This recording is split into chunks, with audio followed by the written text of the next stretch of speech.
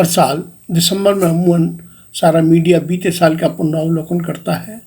भोपाल में भी एक पुनरावलोकन पत्रकार भवन का मलबा उस शेर को दोहरा रहा है। खंडहर बता रहे हैं इमारत बुलंद थी। पिछले बरस इसी दिन भोपाल में पत्रकार भवन शहीद कर दिया गया। तब सरकार किसी और पार्टी की थी, अब किसी और पार्टी की है। वो गिरा गई, इसने मलबा तक साफ नहीं कराया। वादे दोनों ने किए थे, न उन्हें पश्चाताप है न इन्हें कोई फिक्र। वरिष्ठ पत्रकार पद्मश्री विजय दत्त श्रीधर ने पिछले साल इस दुर्घटना पर एकदम सही बात कही थी कि अगर परहेज नहीं बढ़ता होता तब पत्रकार भवन के साथ ये गुनाह नहीं होता। आज मलबे का ढेर वही बात प्रमाणित कर रहा है। काश हम सारे परहेज दरकिनार रखकर एक होते। इसी परहेज के कारण पत्रकारिता में श्रद्धा के साथ लिए जाने वाले नामों के छाया चित्र तक एक वर्ष बाद मलबे से नहीं निकाल सके। उन सारे तपस्वियों की तपस्या चौराहे पर आ गई जिन्होंने 1969 में पत्रकार भवन समिति का गठन किया था और इसे एक आदर्श संस्था बनाकर श्रमजीवी पत्रकारों के सर्वांगीण विकास के सपने देखे थे। पत्रकार भवन समिति अविभाजित मध्य प्रदेश के पत्रकारों की प्रतिनिधि संस्था थी। छत्तीसगढ़ की ही नहीं, अन्य राज्यों के अन्य महानगरों से प्रकाशित समाचार पत्रों के भोपाल स्थित संवाददाता इस समिति के स्वतः सदस्य हो जाते थे।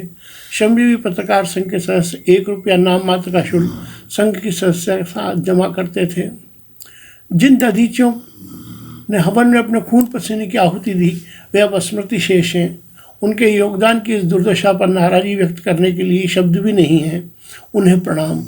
स्मृति शेष स्वर्गीय श्री धन्नालाल शाह, स्वर्गीय श्री नितिन मेहता, स्वर्गीय श्री त्रिभुवन यादव, स्वर्गीय श्री प्रेम बाबू श्रीवास्तव, स्वर्गीय श्री इश्तियाक आरिफ, स्वर्गीय श्री डी.वी. लेले एवं स्वर्गीय श्री सूर्यनारायण शर्मा, स्वर्गीय श्री वी.टी. जोशी के संपर्क स्वेद से इस भवन की नींव रखी खड़ी है। भवन मलबे का ढेर है। सहेजने लायक बहुत कुछ था, सब दफन। उस पीढ़ी के बुजुर्ग साथी मौजूद हैं, वे सिर्फ क्षोभ ही व्यक्त कर पा रहे हैं। इतिहास के उल्लेखनीय संघर्षों में भामाशाह याद आते हैं और जब पत्रकार भवन के सामने गुजरते हैं तो दूसरे शाह धन्नालाल याद आते हैं, जिनका योगदान इस भवन के लिए भामाशाह से अधिक रहा है। भामाशाह ने तो अपनी तिजोरी का मुंह राणा प्रताप के लिए खोला था। शाह साहब ने तो कई दिनों तक भोजन बाद में किया। पहले पत्रकार भवन के लिए 5 लोगों से चंदा लिया। इस पूरी टीम के सपने थे पत्रकार भवन में एक बड़ा पुस्तकालय, पत्रकारिता के व्यावसायिक प्रशिक्षण हेतु स्कूल, बीमारी व अन्य कारणों से अभावग्रस्त पत्रकारों को संबल। अफसोस उनके बाद हम सब यह नहीं कर पाए। थोड़ा इतिहास। सन 1969 में वर्किंग जर्नलिस्ट यूनियन भोपाल और नेशनल यूनियन ऑफ जर्नलिस्ट की पत्रकारों की प्रतिष्ठित यूनियन थी। संख्या बल IFW के साथ ज़्यादा था। इस कारण इसी संस्था को मध्य प्रदेश सरकार ने कलेक्टर सीहोर के माध्यम से राजधानी परियोजना के मालवीय नगर स्थित प्लाट नंबर 1 पर 27,007 वर्ग फीट भूमि इस शर्त पर आवंटित की थी कि यूनियन पत्रकारों के सामाजिक, सांस्कृतिक, सामाजिक, शैक्षणिक उत्थान व गतिविधियों के लिए इमारत का निर्माण कर उसे सुचारू संचालन करेगी। उस समय मुख्यमंत्री पंडित श्यामाचरण शुक्ल थे। इस काल में दिल्ली में सक्रिय IFWJ विभिन्न प्रांतों में पत्रकार संगठनों को संबद्धता दे रहा था। इसके अध्यक्ष उस समय स्वर्गीय रामा राव थे। IFWJ ने वर्किंग जर्नलिस्ट यूनियन भोपाल को संबद्धता दी थी। इमारत बनने के बाद इसकी विशालता और भव्यता के चर्चे देश में होने लगे।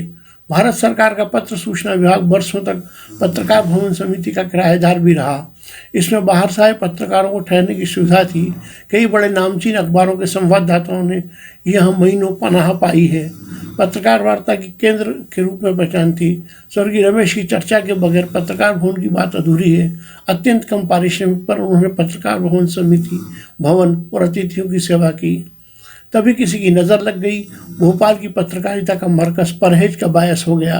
कालांतर में श्रमजीवी पत्रकार टूटने लगा और अब मौजूदा कई टुकड़ों को जोड़ने के बाद वैसी शक्ल बनाना नामुमकिन है। कोशिश भी करें तो आपसी परहेज सांप्रदायिकता से भी गहरे हैं। बाद में संगठन का नाम बदलकर श्रमजीवी पत्रकार संघ कर दिया गया।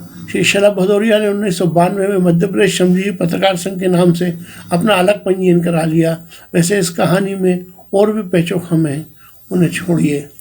आगे क्या हो ये महत्वपूर्ण है। जमीन सरकारी थी, है और रहेगी, इससे किसी को गुरेज नहीं। जनसंपर्क विभाग इसे एक आधुनिक मीडिया सेंटर के रूप में विकसित करेगा, पर कब किसी को पता नहीं। सरकार के उद्देश्य पर कोई संदेह नहीं। कुछ होता दिखे, कम से कम मलबा तो हटे। किसी राजनीतिक दल का नहीं, सरकार का आश्वासन प्रभावमान बना रहे, संस्था की खोई साख लौटे। इसके लिए ही ये मरसिया, काश हम एक होते।